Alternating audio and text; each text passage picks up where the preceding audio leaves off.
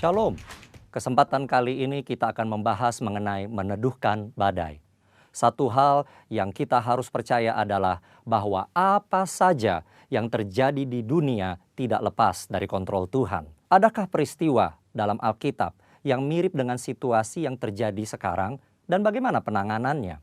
Virus yang cepat menyebar dan menebar ketakutan pada banyak orang ini dapat dianalogikan seperti badai yang awalnya kecil namun kian membesar menjadi taufan. Alkitab mencatat peristiwa di mana Yesus dan murid-murid pernah menghadapi taufan yang dahsyat dalam Markus 4 ayat 36-39. Murid-murid Yesus yang pernah menjadi nelayan tentu dapat menilai bahwa taufan yang mereka hadapi sangat berbahaya. Nyawa mereka bisa melayang jika tidak ada pertolongan. Demikian juga dengan COVID-19 yang menjalar sangat cepat dan mengakibatkan kematian yang besar dapat disebut sebagai badai yang mengancam kehidupan. Tuhan Yesus sedang tidur di buritan perahu saat taufan terjadi. Dia bangun dan menghardik taufan itu. Diam, tenanglah. Taufan menjadi reda dan danau teduh. Para murid heran, mengapa kata-kata Yesus begitu berkuasa sampai bisa memerintah atas alam? Jawabannya adalah di Yohanes 12 ayat 49. Yesus menjelaskan bahwa apa yang ia perkatakan berasal dari Bapa. Ketika Yesus diurapi Roh Kudus, salah satu tujuannya adalah untuk membawa firman dari Bapa. Yesus hidup senantiasa mendengar dan menurut kehendak Allah Bapa. Yesus mengajar berdoa dalam Matius 6 ayat 10, jadilah kehendakmu di bumi seperti di sorga. Tidak mengherankan ketika Yesus memerintahkan angin taufan untuk diam, angin itu pun taat kepada perkataan Yesus yang berasal dari Bapa. Yesus memberi teladan bagaimana gereja harus hidup dan bertindak, yaitu mendengar firman dari Bapa yang disampaikan oleh Roh Kudus. 1 Petrus 2 ayat 21 menyatakan, sebab untuk itulah kamu dipanggil, karena Kristus pun telah menderita untuk kamu dan telah meninggalkan teladan bagimu, supaya kamu mengikuti jejaknya. Ketika hari Pentakosta tiba, Roh Kudus dicurahkan ke atas murid-murid.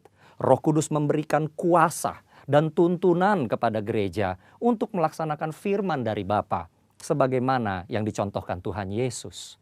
Tuhan Yesus menjelaskan dalam Yohanes 14 ayat 12 bahwa murid-murid akan melakukan pekerjaan yang lebih besar dari yang ia kerjakan. Pekerjaan yang dimaksudkan adalah tanda dan mujizat. Inilah salah satu yang harus dilakukan murid-murid setelah pencurahan Roh Kudus sebagai bagian dari penggenapan amanat agung. Saudara, ayat tersebut diucapkan Yesus sendiri. Murid-murid adalah orang berdosa yang menerima anugerah keselamatan untuk memberitakan keselamatan itu ke seluruh dunia. Tentu murid tidak lebih besar dari Yesus.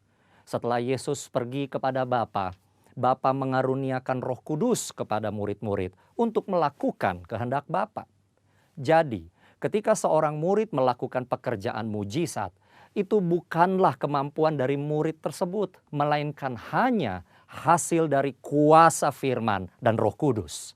Pekerjaan yang lebih besar terjadi setelah Roh Kudus dicurahkan. Semua yang Yesus lakukan adalah contoh bagi murid-muridnya, artinya juga bagi gerejanya.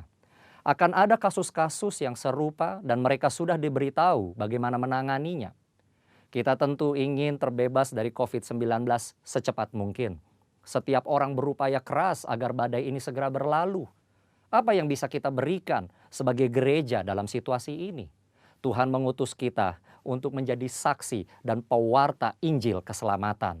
Kita berdoa, menguatkan yang sedang ketakutan, memberi bantuan kepada yang membutuhkan, serta upaya-upaya lain sesuai anjuran pemerintah dan menyampaikan kehendak Tuhan.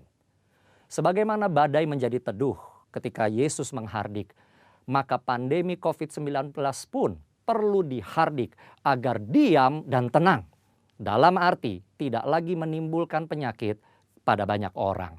Tujuan akhir dari tindakan ini adalah orang-orang akan melihat Tuhan, berseru kepada nama Tuhan, dan akhirnya diselamatkan. Ini akan menjadi momen untuk menyatakan kasih dan kuasa Kristus kepada banyak orang. Tuhan Yesus memberkati.